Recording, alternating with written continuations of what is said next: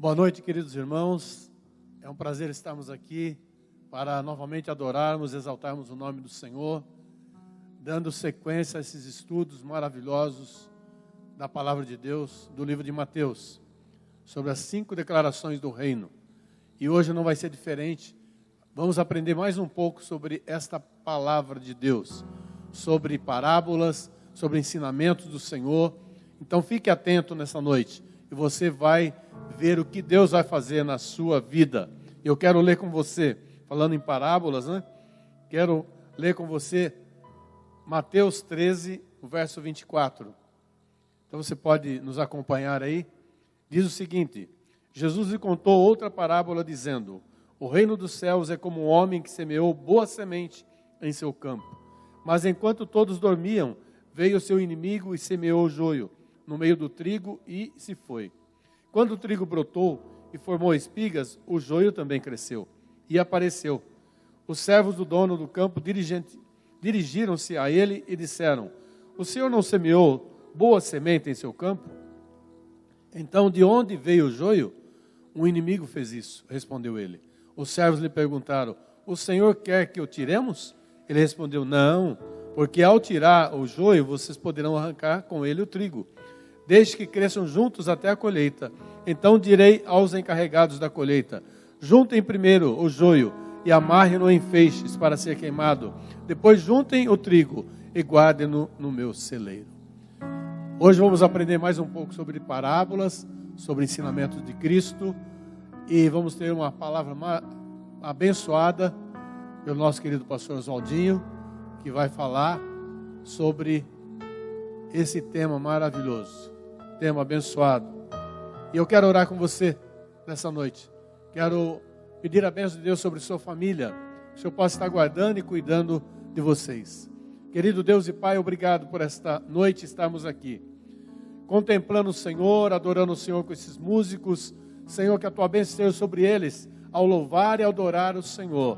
Que o Senhor possa falar ao coração de cada família, através do louvor e através da tua palavra. Tua palavra é vida, a palavra é poder. Senhor, derrama bênçãos sem medidas sobre todos os seus filhos que estão sintonizados nesta hora para ouvir o recado do Senhor para o seu coração. Possamos aprender mais e mais a respeito de Ti, ó Deus, pois estamos falando a respeito do Evangelho que o Senhor nos ensinou. Muito obrigado, Deus. Fica conosco e nos dê, Senhor, uma noite abençoada e uma noite de vitória, onde queremos aprender mais e mais do Senhor. Em nome de Jesus, nós te agradecemos e te adoramos. Amém? Amém, glória a Deus. Vamos louvar o nosso Deus, irmãos?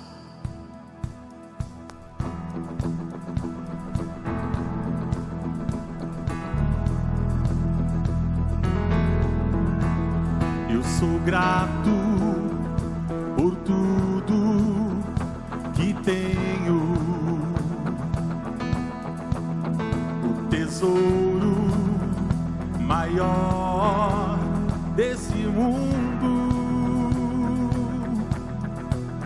me foi dado como herança eterna.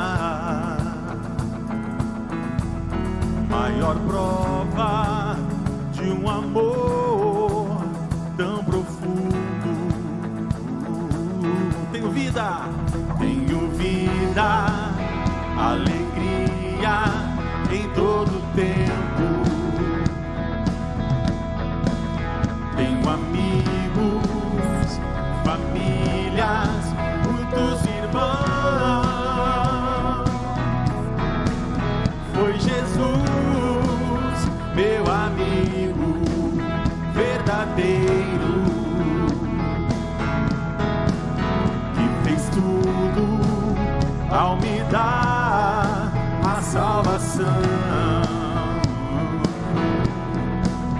Louvarei ao Senhor em todo tempo. Seu louvor estará continuamente em meus lábios e também no coração. Jesus Cristo, sempre minha canção.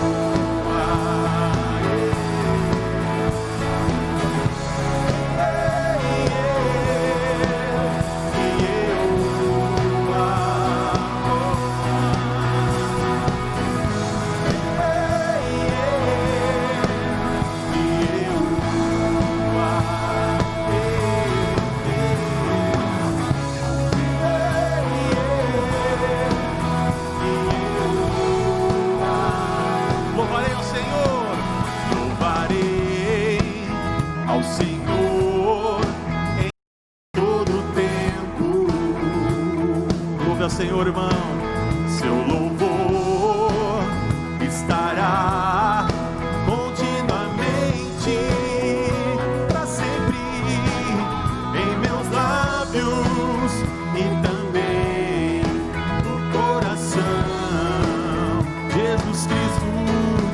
Jesus Cristo será sempre a minha canção.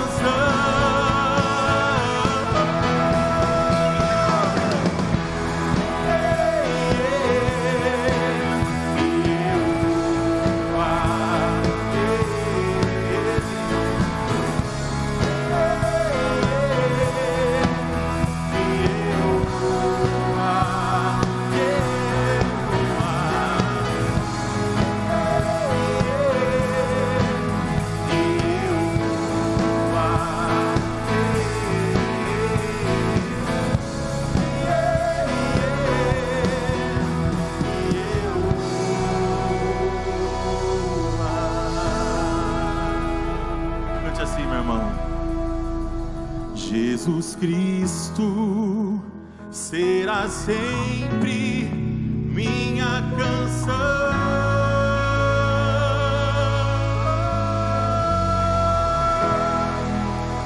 Glórias ao teu nome, Senhor. Por isso que nada temerei quando estou perto de ti, Senhor. Aleluia.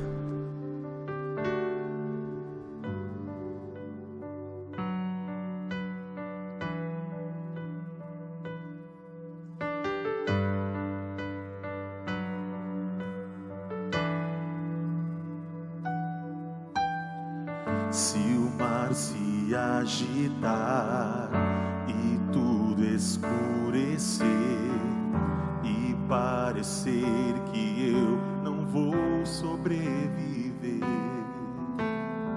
se o meu coração sentir que é o fim, eu vou manter meus olhos firmes do Senhor.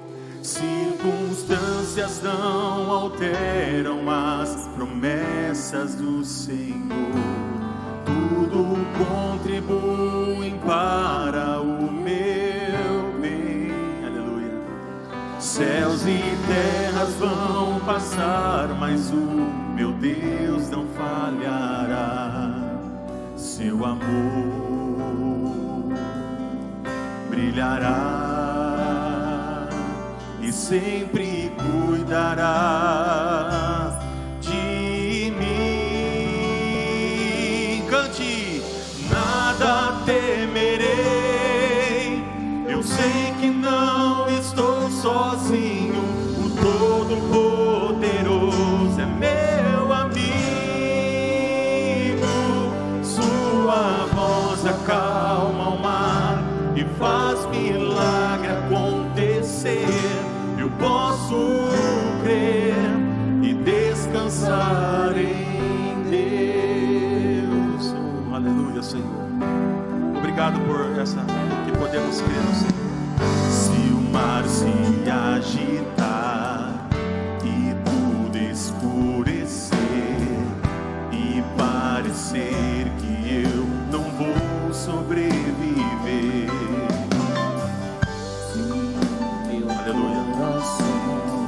sentir que é o fim, eu vou manter meus olhos firmes. Circunstâncias não acabarão, circunstâncias não alteram a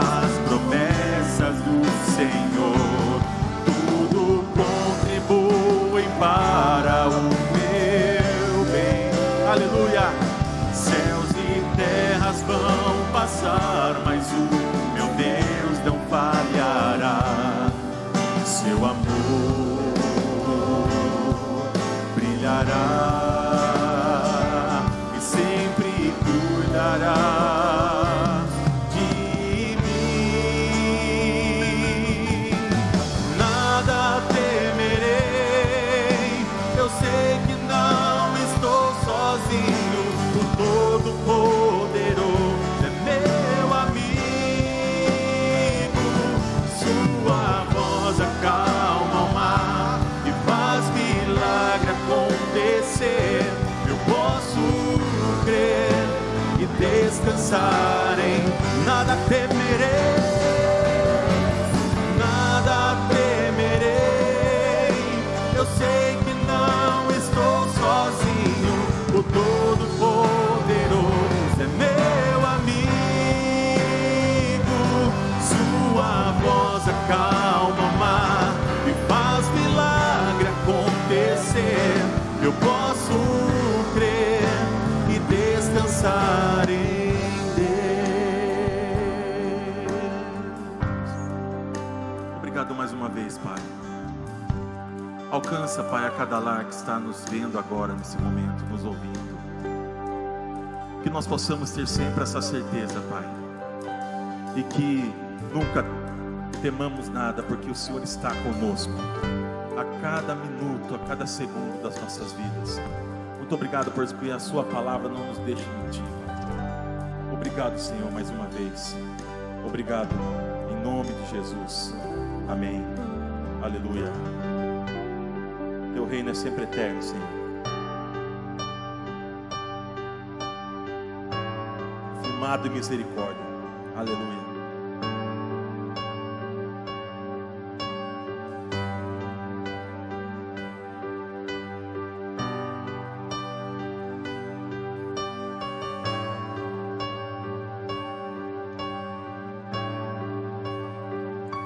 Os reinos se abalam, os povos se curvam, as bocas se abrem, as mãos se levantam para dizer que tu és o Rei. Aleluia. Para dizer que tu és o Senhor.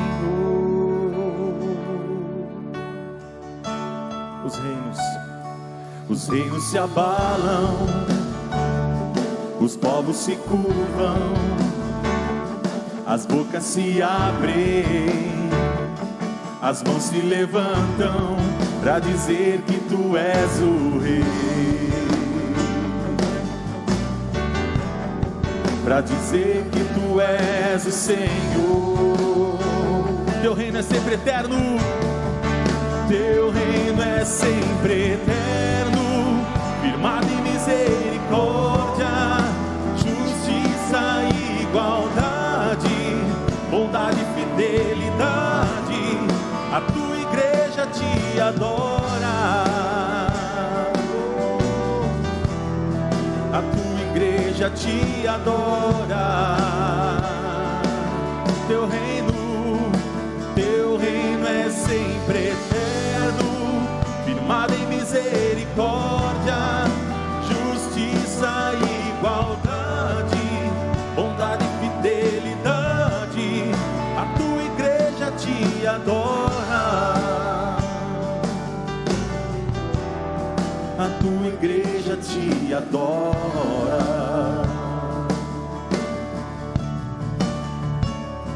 Os reinos se abalam, os povos se curvam, as bocas se abrem, as mãos se levantam para dizer que tu és o Rei. Para dizer que tu és o Senhor. Para dizer que tu és o Rei. Para dizer que tu és o Senhor, para dizer que tu és o Rei, para dizer que tu és o Senhor. Aleluia! Teu reino é sempre eterno, firmado em misericórdia, justiça e igualdade, bondade e fidelidade. A tua igreja te adora. A tua igreja te adora. Teu reino é sempre eterno, firmado em misericórdia, justiça e igualdade, bondade e fidelidade.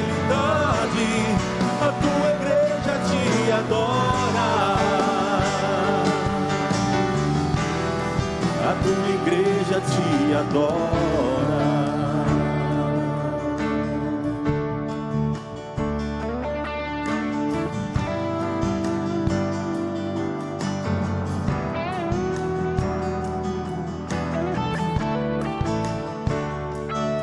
A tua igreja te adora, Pai.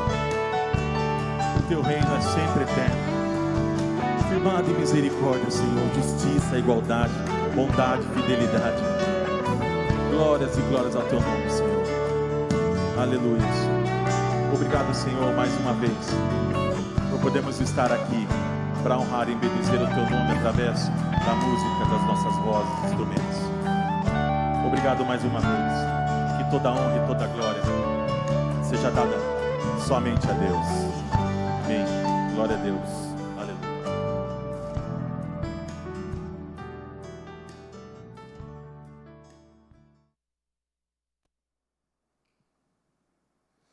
Graça e paz, meus queridos, sejam todos muito bem-vindos a esse nosso tempo nesta noite. Que Deus fortaleça sua casa, seu lar, você, sua família, onde você estiver. Obrigado pelo seu carinho, pela sua dedicação, obrigado pela sua disposição de juntos abrirmos a palavra de Deus nesta noite, neste meio de semana, agradecendo a Deus por chegarmos até aqui e agora continuarmos com as 5 declarações do reino. Hoje, meus queridos, nós já vamos para a 4ª declaração. Nós já cobrimos mais de 70% do Evangelho de Mateus, vendo os principais fatos que diriam a respeito da graça, da misericórdia, mas acima de tudo, da revelação desse Messias prometido que chegou para o povo de Israel, que chegou como verdade de Deus, que chegou para estabelecer o reino de Deus. Jesus inaugura, baseado nas palavras dos profetas, aquilo que havia sido profetizado a respeito dele, e muito mais, da plenitude da graça, do amor de Deus que viriam. Nós vimos então que podemos sintetizar todo o Evangelho de Mateus nas 5 declarações, são 5 discursos. Já vimos o Sermão da Montanha, que é o discurso ético. Já vimos quando Jesus envia seus primeiros discípulos à missão, o discurso missionário que vale até hoje para a igreja, que está no capítulo 10. Semana passada tivemos o norte e a consciência daquilo que o Senhor Jesus estava revelando a respeito do reino nas parábolas marcadas no capítulo 13.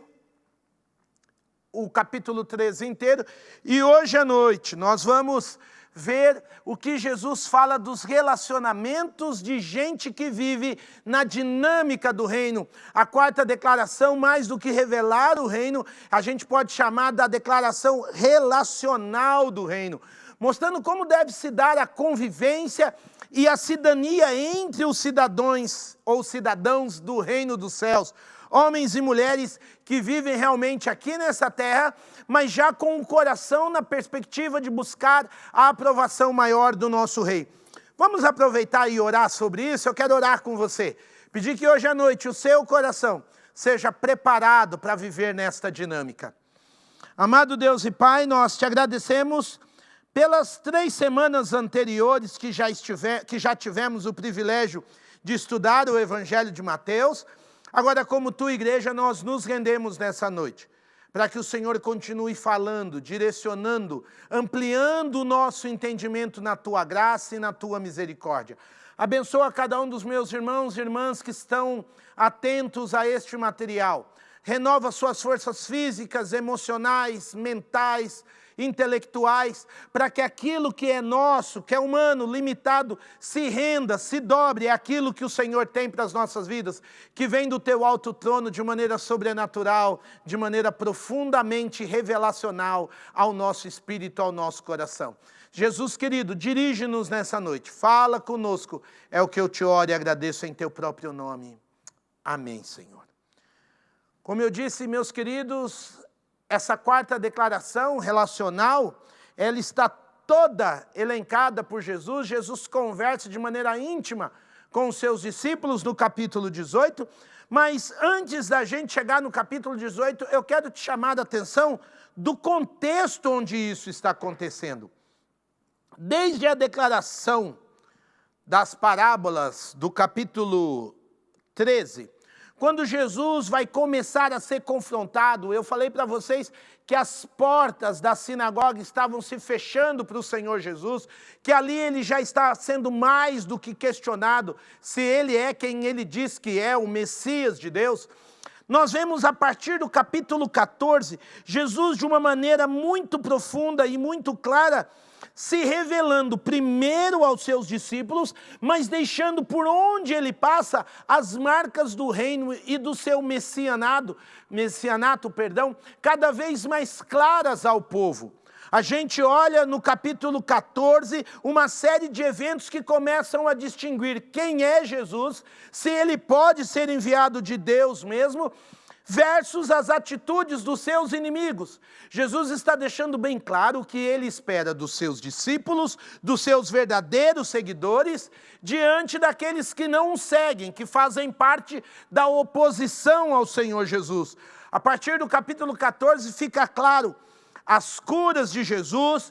Nós vemos no capítulo 14, mais especificamente, a primeira multiplicação de pães, um sinal claro do reino de Deus vindo sobre os homens, um sinal que remete toda a promessa que havia sobre a vinda do Messias, que seria alguém na estatura espiritual de Moisés, assim como o maná veio para o povo. No capítulo 14 nós vemos Jesus trazer o pão do céu ao povo, e mais, Jesus anda depois sobre as águas. Isso faz com que os seus discípulos comecem a ter um discernimento muito maior. No capítulo 15 ainda nós vemos Jesus curar, mas não é também uma cura comum. Ele derrama seu poder e graça sobre a vida de gentios. Pessoas enfermas estão sendo cuidadas por Jesus, e depois disso nós vemos a sua segunda grande multiplicação de pães. Ou seja, o seu poder não se esgotou apenas numa atitude, esse poder fica claro, os seus discípulos vão ganhando mais intimidade com ele. E então Jesus pergunta para os discípulos quem eles acham que ele é. E lá no capítulo 16, Pedro confessa Jesus como Filho de Deus, e fica claro que Pedro só pode confessar isso porque o Espírito Santo está agindo poderosamente, e Jesus diz que nada poderia ser dito pela parte de Pedro se pelo Espírito não lhe fosse revelado. Nesse momento de muita intimidade entre Jesus e os seus discípulos, o Senhor fala de maneira mais clara também da sua morte e da sua futura ressurreição. A intimidade e a presença de Deus é tão grande ali naquele momento, e Jesus vai instruindo os seus discípulos das suas grandezas, que no capítulo 17, Jesus se transfigura, ou seja, Jesus aparece de maneira resplandecente, gloriosa. Juntam-se a ele, ali se conectam a ele, Moisés e Elias, Moisés representando a lei e Elias representando os profetas, e todos eles estão em volta do Senhor Jesus. Quando eles descem daquele monte da transfiguração de uma maneira poderosa, gloriosa, Jesus expulsa demônios, Jesus continua curando pessoas, e Jesus começa a confrontar os governos terrenos, e ali Pedro vai fazer aquela pesca maravilhosa para do peixe tirar o valor para ser pago o imposto, e Jesus se identifica com o Pai dizendo que devia ser dado a César o que é de César e a Deus o que é de Deus. Jesus revela a sua grandeza, a sua soberania. Seus discípulos começam a perceber de maneira mais clara que ele é o Senhor do reino e o reino está sendo estabelecido. É nesse momento que Jesus instrui seus discípulos sobre como eles deveriam viver, e ali como povo de Deus, como povo de uma nova aliança, como gente chamado a ser o remanescente de Israel, que segue agora o Messias, a quem Moisés e os profetas, simbolizados em Elias, se dobram. Os discípulos percebem essa grandeza, então começa no seu coração a fluir a ideia de como é que é ser grande no reino. Como é que cada um deles pode ser grande nesse reino do Messias? Como é que cada um deles poderia, ali neste novo reino, nessa nova dinâmica, exercer um papel importante, exercer um lugar de primazia, ser alguém de destaque nessa dinâmica entre homens e mulheres que vão viver debaixo do Messias Jesus. Jesus, então, nós vemos no capítulo 18, de 1 a 5, que os seus discípulos o questionam, seus discípulos querem entender a respeito dessa grandeza, e hoje à noite eu quero usar da simbologia para a gente não apenas ler o texto, mas receber as palavras de Jesus de uma maneira diferenciada. Assim como, criança que gosta de quadrinho, e eu sou um adulto que gosta de quadrinhos, eu quero simbolizar para vocês o que aconteceu no seu quarta declaração do reino. Um dos discípulos chega para Jesus e pergunta: quem é o maior no reino dos céus? E Jesus então pega uma criança, põe no colo e ele diz de maneira simples: olha, quem se converter e se tornar como uma criança já vai ser grande no reino. Agora, quem se faz de humilde como essa criança, este é o maior no reino dos céus. Jesus pega uma criança, põe no colo e exemplifica de maneira pueril, de maneira sensível, a humildade de quem vive no reino. Baseado nisso, ele então conta para os seus discípulos, a partir do verso de número 5, 3 claras exposições do que eles deveriam ser e viver diante do reino. Jesus vai dizer, antes de tudo, nos versos de 6 a 9, que ninguém deve colocar um tropeço, um impedimento para que as pessoas cheguem para o reino. Ele vai dizer: ai dos que causam motivo de tropeço, é melhor perder um membro do corpo, um olho, uma mão e um pé, do que ir com o corpo inteiro para o inferno. Nos versos de 10 a 14, ele vai mostrar que então, gente humilde, que abre mão de si mesmo para fazer parte do reino, não pode ser desprezada. Ele vai dizer: cuidado, não desprezem um só destes pequeninos. E ele conta ali uma outra parábola, nos versos de 10 a 14, mostrando que nenhum pastor gosta de perder nenhuma ovelha. Pode ter 100, mas perder uma não está no programa de gente do reino. E Jesus diz que esse grande pastor que não quer perder nenhuma das suas ovelhas é o Pai Celeste. E ele vai dizer que a convivência entre essas ovelhas, na valorização mútua, tem que ser tão grande que nos versos de 15 a 20, Jesus diz que se você souber que alguém tem algo contra você, ou algum irmão peca contra você, você tem que ir atrás desse irmão, em Mateus 18, você tem que procurar a conciliação, a amizade, o carinho, andar junto a tal ponto que onde estiverem 2 ou 3 reunidos no nome do Senhor, essa comunhão, essa amizade é tão importante que o Senhor diz que Ele mesmo estaria no meio desses 2 ou 3. E aí, meus queridos, nos versos de 21 a 22, um dos discípulos mais casca-grossa de Jesus vai continuar a conversa. E ele vai perguntar de maneira clara: mas Senhor, quantas vezes deverei perdoar a meu irmão, caso ele venha pecar contra mim? Versos 21 e 22. Até 7 vezes? E o Senhor Jesus extrapola a graça, a humildade como valor do reino e vai dizer: não até 7, mas até 70 vezes 7. Baseado nesse espírito de concórdia e amor, Jesus já emenda a sua resposta de 70 vezes 7, contando uma singela parábola.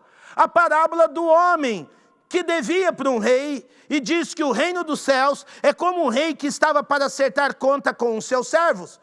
Um servo devia para o seu rei 10.000 talentos. E quando o rei pediu para que esse homem pagasse e ele não tinha dinheiro, esse homem pediu a misericórdia do rei e o rei deu, porque o rei é rico em misericórdia, mais do que em outros tesouros. Mas diz a parábola de Jesus que este mesmo servo encontrou um dos seus conservos que lhe devia muito menos, devia apenas 100 denários. E assim como este homem pediu ao rei misericórdia, o seu conservo também pediu misericórdia, mas esse servo perdoado primeiramente pelo rei, não quis dar, não deu a menor chance para perdoar o seu conservo. Quando o rei ficou sabendo disso, chamou este homem à sua presença E Jesus diz que o rei chamou esse homem de servo mau e impôs sobre este homem uma disciplina, um castigo, uma tortura. E Jesus termina esta parábola de como deve ser a convivência dos filhos do reino, dizendo: assim também fará o Pai Celestial a vocês, se de coração não perdoarem uns aos outros. Veja que Jesus é muito dinâmico e muito simples para colocar sobre os seus filhos e filhas a dinâmica do reino de Deus no nosso dia a dia, na nossa convivência. O capítulo 18 de Mateus é um discurso, antes de tudo, sobre a natureza de aliança comunitária que os filhos de Deus devem viver. Esta aliança, meus queridos, representa como homens e mulheres limitados, imperfeitos, que fazem a missão de Deus acontecer, devem andar. Nós sabemos, antes de tudo, que a salvação é individual, mas a maturidade espiritual e a santidade na qual devemos crescer diariamente na presença de Deus, essa maturidade e essa santidade são coletivas. Ninguém cresce na prática de vida cristã, ninguém cresce na presença de Deus se isolando dos seus irmãos. Pelo contrário, Mateus 18 diz que a gente precisa aprender a pagar o preço de andar junto. Ainda que nós tenhamos a salvação e possamos crescer nela, esse crescimento, ele tem que ser vivenciado em aliança.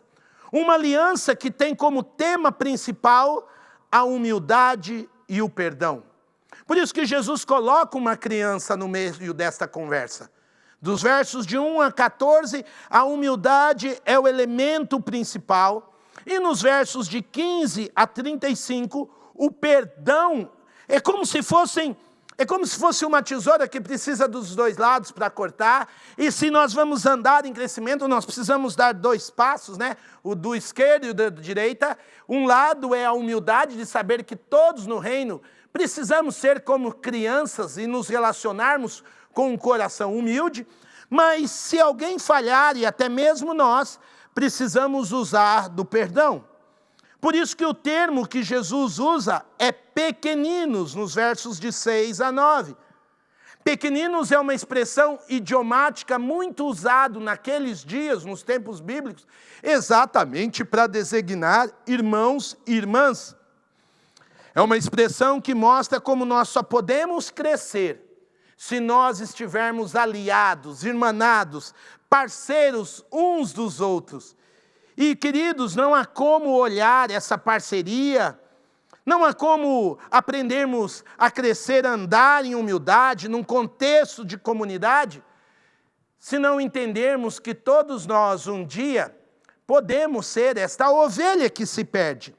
No verso 12, quando Jesus conta, em poucas linhas, a parábola desta ovelha perdida aqui, diferente da ovelha perdida de Lucas 15, lá em Lucas 15, Jesus está falando de buscar alguém que não conhece o Evangelho, alguém que não se achegou ao reino de Deus.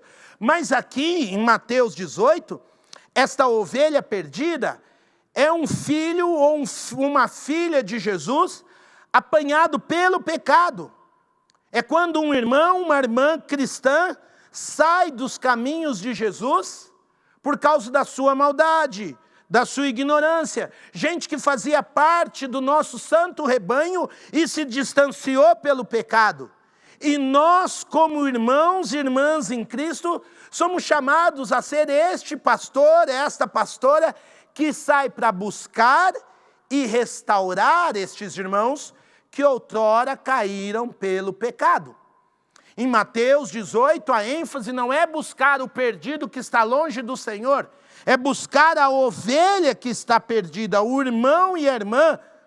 O restante da passagem de Mateus 18, especificamente, está falando de um crente que brincou com o pecado, caiu no buraco, se machucou, e agora Jesus está dando as diretrizes para que a sua igreja restaure este irmão. Mateus 18, meus queridos, é a base de como uma igreja precisa cuidar uns dos outros, a ponto de se usar a disciplina que restaura aqueles que outrora foram feridos pelo pecado. Disciplina em igreja não existe para humilhar ninguém, para desprezar ninguém. Muita gente pensa que, vamos falar de disciplina para jogar quem não presta fora. Nós não temos este poder. Na parábola do joio e do trigo, Jesus deixa bem claro que o único que pode separar são os anjos na glória eterna, as vésperas, da glória eterna. Disciplina em igreja visa restaurar, irmãos. Mateus vai deixar muito claro que nós temos que ir e tentar, como igreja, buscar pessoas que se machucaram. Me lembro no começo do meu ministério, quando uma vez uma pessoa veio dizer para mim: pastor, o senhor precisa ir lá brigar com aquele irmão, porque ele está fazendo assim, assado, ele está errado. Aí eu me lembro que eu virei, era uma senhora, uma irmã muito querida, mais velha, de reino, de igreja. E eu falei: como é que é a história? Ela falou: o senhor precisa ir lá brigar. Eu falei: eu? Eu, porque sou pastor, eu não tenho o dom de brigar com ninguém.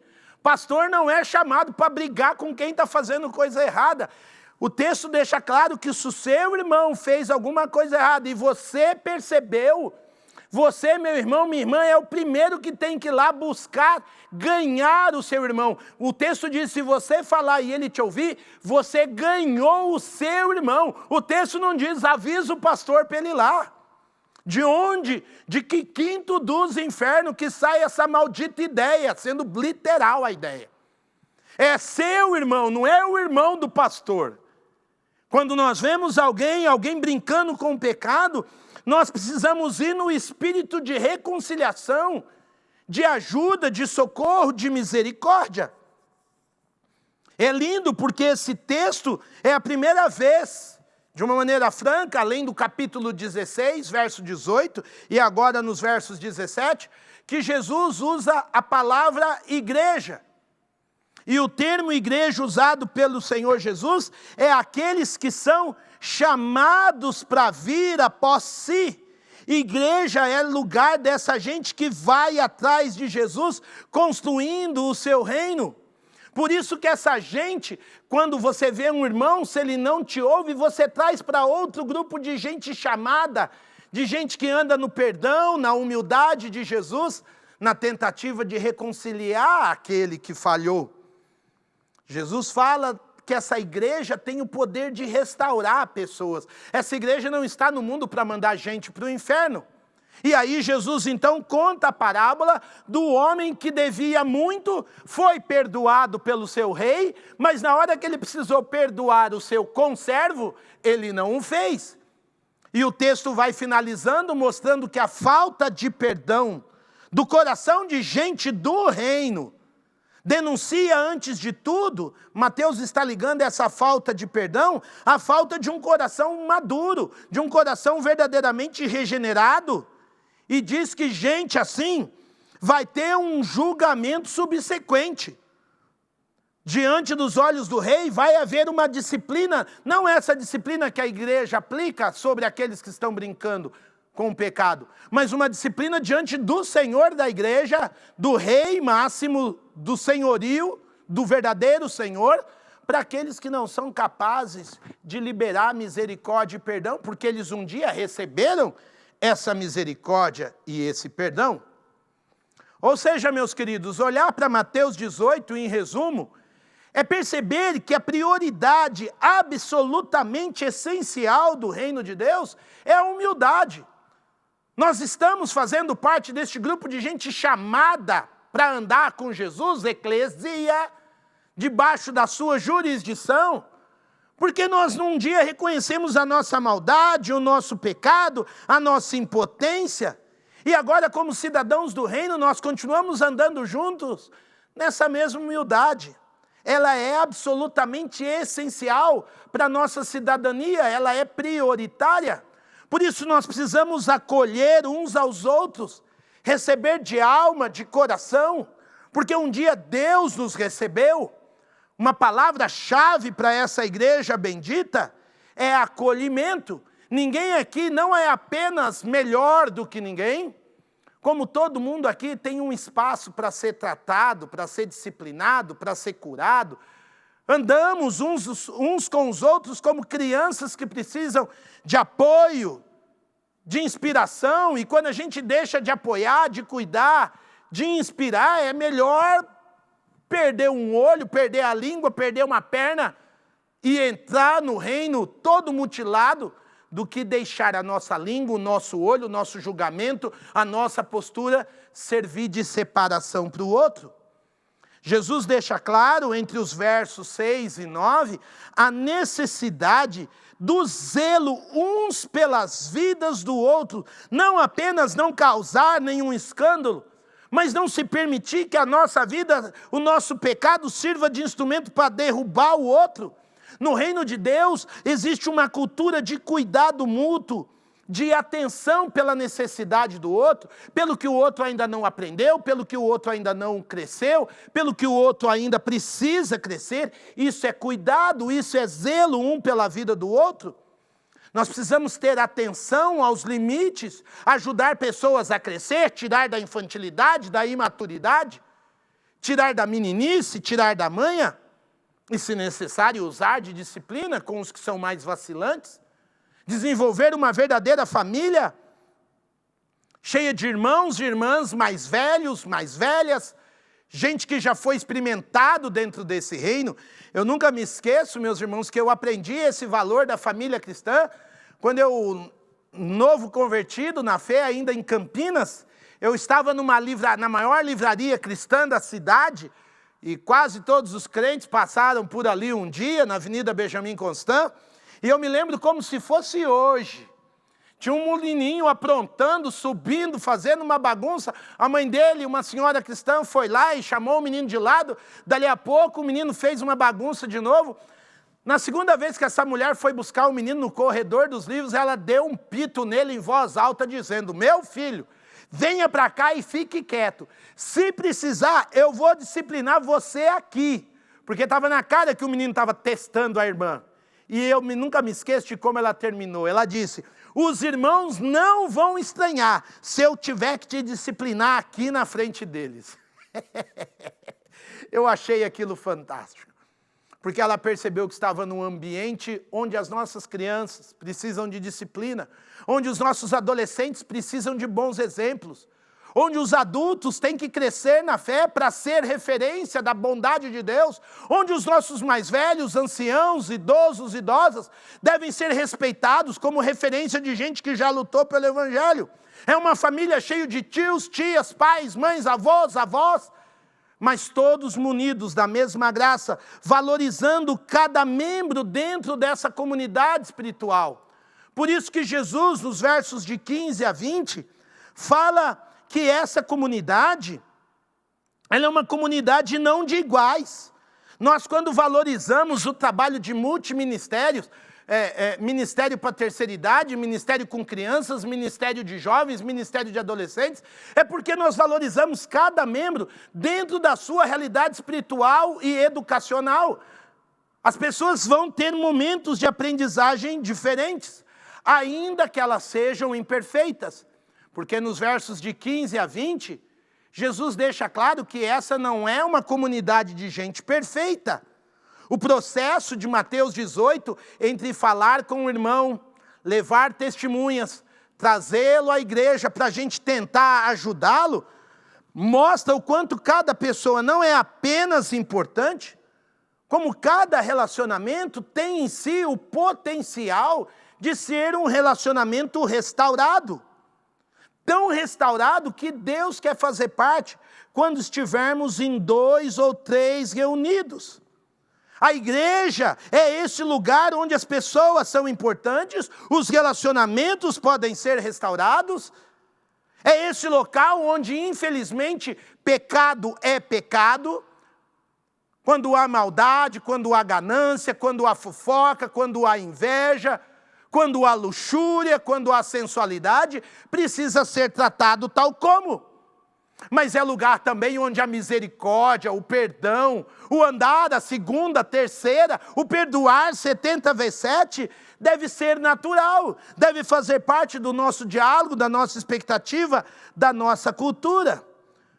Quando Jesus fala deste rei que não perdoa, mesmo sendo um rei cheio de misericórdia, ele é um rei, ele não é um rei bipolar, ele é um rei que não perdoa aquele que não quer perdoar. Por quê?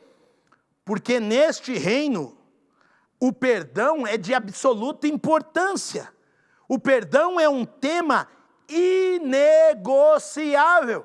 Nós podemos ser igreja cheia de limites, de desafios, de necessidades, mas o perdão e a humildade para buscarmos um coração de criança tem que ser presente a todo instante, a todo momento. Nós não negociamos esse tema.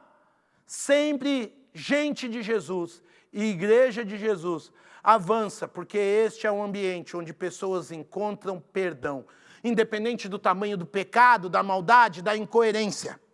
Perdão, reconciliação, restauração, disciplina e humildade fazem parte de gente, de homens e de mulheres que crescem no reino do Senhor.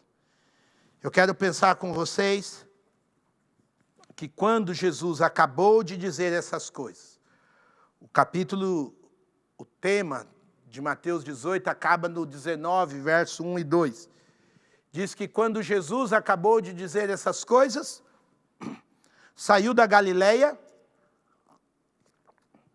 e foi para a região da Judeia, do outro lado do Rio Jordão. E grandes multidões o seguiam e ele as curou ali.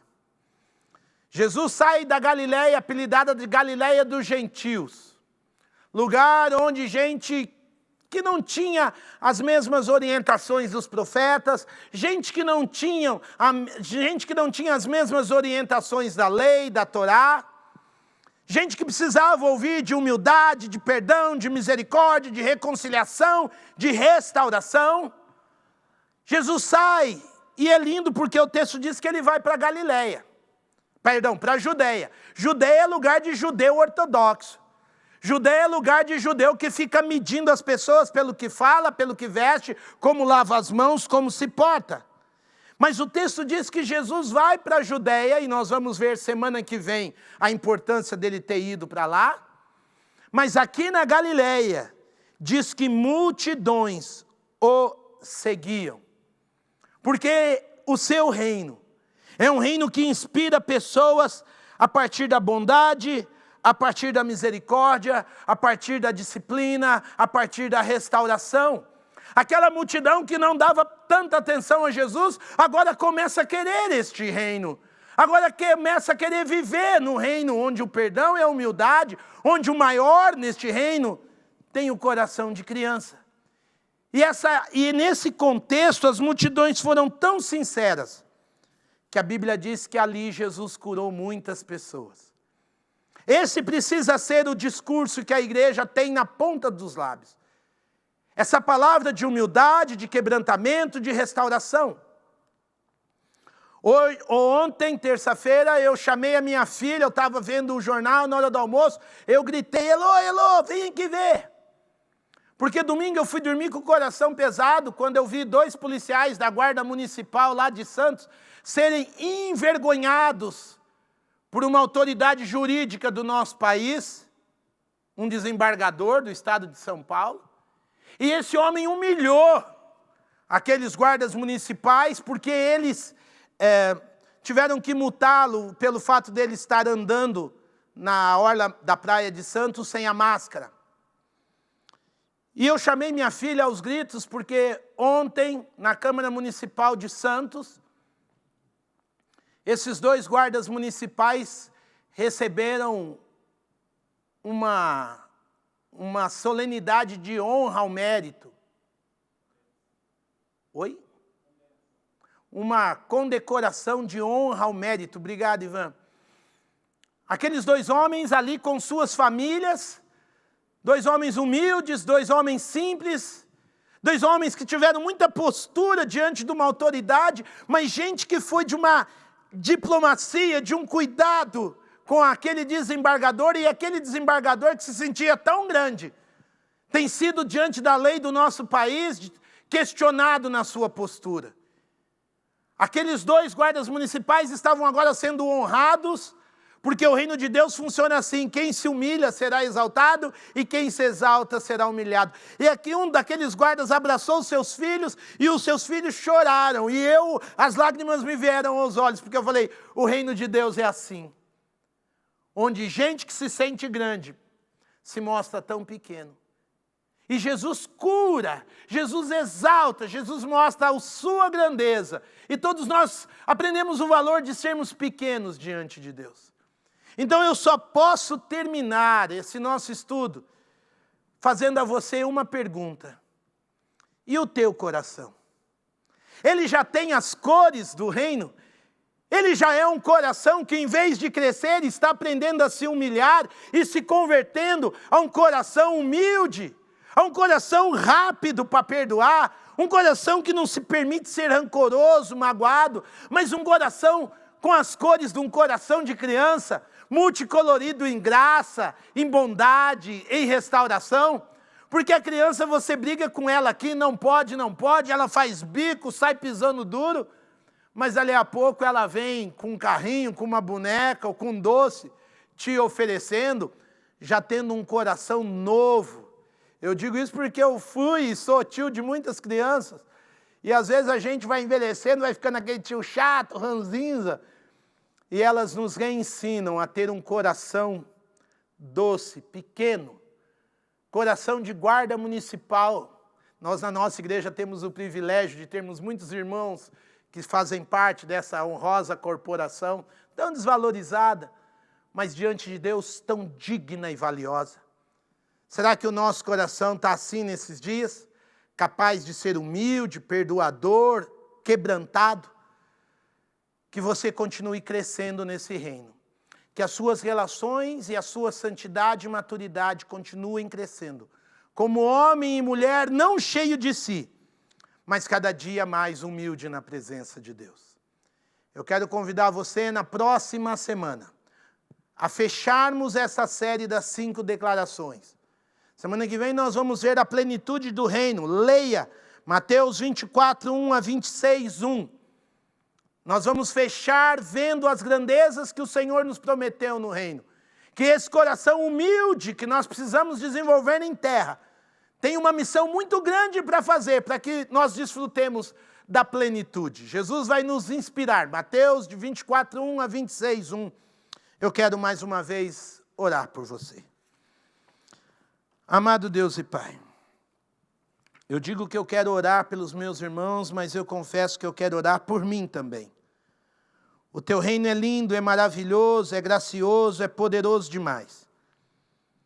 E nós não queremos perder ninguém, seja por causa do nosso testemunho, seja por causa de uma possível arrogância na nossa alma, seja por uma cultura maldita que a nossa carne desenvolveu, uma cultura muitas vezes de se sentir melhor do que o nosso próximo, não querer se sentir pequeno, nem na tua presença, nem na presença de ninguém. Queremos muitas vezes que os nossos títulos venham antes que o nosso próprio nome. O nosso título de juiz, de desembargador, de doutor, de professor, de pastor. Ó Santo Espírito de Deus, assim como o Senhor conseguiu dobrar em bondade e misericórdia, em humildade e quebrantamento o coração do apóstolo Pedro, para que ele reconhecesse que o Senhor era o grande filho, que o Senhor era aquele que estava realmente na glória do Pai, andando entre os homens, dá-nos o mesmo coração. Um coração humilde, quebrantado, simples, capaz, ó Deus amado, de ser comparado a uma das crianças do teu reino. Disposto sempre a andar a outra milha com quem falha, disposto sempre a ir buscar os irmãos que falham, a não olhar com rancor, com mágoa, com um porém nas nossas palavras. Ah, Deus, quantas vezes nós olhamos que o irmão é crente, porém, arranque esses poréns da nossa alma, arranque esse porém da nossa mentalidade, Arranca qualquer pré-julgamento que a nossa alma tenha rapidez de fazer sobre a vida de quem falha. Mostra que esse reino é feito por homens e mulheres, ó Deus, imperfeitos. Nos ajuda a ser uma igreja de gente diferente. Não vale a pena sonharmos com uma igreja de iguais.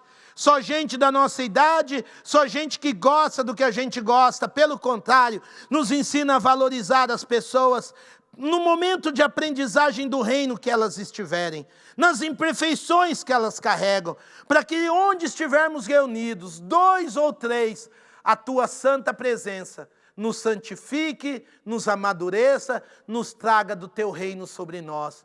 Um reino que nos restaura, um reino que nos renova, um reino onde os pequenos serão exaltados e aqueles que se exaltam serão humilhados. Que essa lição se grave na alma e no coração dessa santa igreja, para a glória e louvor do teu nome. Ajuda-nos a buscar aqueles que estão mais distantes. Ajuda-nos a buscar aqueles irmãos e irmãs que talvez precisam desta mensagem. Que igreja é lugar de gente perdoada. Que igreja é lugar de gente que precisa de mais uma oportunidade, mais um abraço, mais um acolhimento, mais uma misericórdia. E quantas forem necessárias, até que a plenitude do reino venha, para a honra e glória do teu nome, em nome de Jesus. Amados irmãos, antes de nos despedirmos, eu quero convidar você a participar no próximo sábado, na nossa igreja, do nosso delivery gastronômico. É verdade, nós vamos ter aqui na igreja a distribuição do nosso caldo caipira, mas você precisa reservar. É isso mesmo, próximo sábado, 25 de julho, das 6 da tarde, né, até as 19h30, você pode entrar em contato, olha aí nas nossas redes sociais, faça a sua encomenda, R$15, uma ótima porção, para que você e sua família, o friozinho, desfrute do nosso caldo caipira, onde a renda será 100% da nossa associação, a COFAM, para que nós possamos cuidar daqueles que têm menos recursos. E da mesma maneira eu quero dispor a você a nossa equipe de apoio pastoral. Eu, pastor Zé Roberto, como pastor sênior, pastora Larissa, você tem os nossos contatos na descrição desse vídeo, você pode ligar para nós, estamos aí dispostos para servir com os nossos dons e talentos a você, a sua família, e como eu disse hoje, quem precisa ser buscado para a glória de Deus. Conte com os seus pastores nessa hora de pandemia, para que juntos possamos crescer na presença do Senhor. Lembrando você que todo dia, às 3 da manhã e às 3 da tarde, nós temos uma corrente, um círculo de oração, orando por famílias da igreja, orando por irmãos que estão desempregados, por famílias que precisam de um renovo espiritual, por desafios espirituais e sociais que têm chegado nas nossas correntes, nos nossos grupos de oração. Então, enquanto nós oramos por você, lembre-se também de ser generoso. Nós temos o nosso programa Semear, aí você tem nas nossas redes sociais os contatos da igreja, mas também você tem a conta corrente da igreja para que você possa, em amor e misericórdia, abençoar as vidas e o nosso ministério. Nós estamos chegando ao fim do mês, graças a Deus, com a sua visão, com a sua cooperação, cumprindo os compromissos da igreja, com os nossos funcionários, com aqueles que são parte desta equipe, com aqueles que realmente a igreja pode estender a bênção do Senhor. E por último, participe aí das nossas redes sociais. Esse estudo e aquele material que eu produzo para dirigir o estudo é enviado amanhã através do nosso Oi. Você tem aí o telefone do Oi, faça a sua inscrição. Quer pegar esse vídeo e compartilhar com alguém? Pode entrar no YouTube, no Facebook, para que o reino de Deus se expanda através da sua vida, do seu bom testemunho. Querendo lembrar você que semana que vem, quinta declaração das 5 declarações do reino, leia Mateus de 24, verso 1 até 26, 1. Tá bom, meu querido? Que Deus te abençoe. Eu quero deixar sobre você a bênção do Senhor. Que o amor de Deus o Pai, a graça de Jesus, nosso Senhor e Salvador, e as doces consolações do Espírito Santo te levem a desfrutar da presença dEle, hoje, amanhã, como igreja, como indivíduo, como membro desta família bendita, hoje e sempre, até a eternidade, para a glória do Senhor Jesus. Amém e amém. Beijo no seu coração, fica na paz.